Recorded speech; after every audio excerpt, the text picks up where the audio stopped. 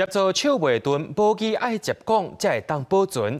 政府保机团体已经经营5-6档啊，办的活动也超过160场。伊嘛向社会局立案，会成做一个协会，希望保机会当变做是生活当中正时尚基建。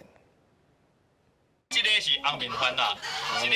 这个是大哥大，台湾的土龟吼，土火鸡吼。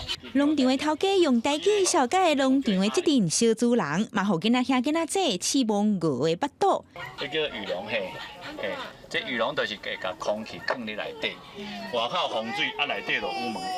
鸡、鸭、鹅拢看煞了后，小朋友是摕红菜头去找农场的主人 Footprint 和贝拉这2只马啊。囡仔嘛对教练学上马甲落马的撇步，过来就准备出发骑马咯。骑马敢干啊？就欢喜。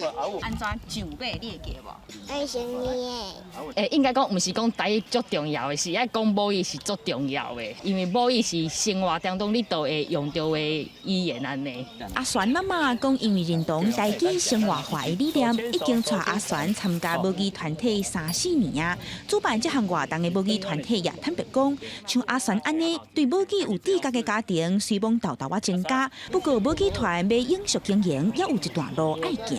是阮这2档才正式立案变做协会，固定讲实在就是经济方面爱稳定，照像大家拢咧希望讲有幼稚园嘛，有学校嘛，就是咱爱甲规个制度化起来。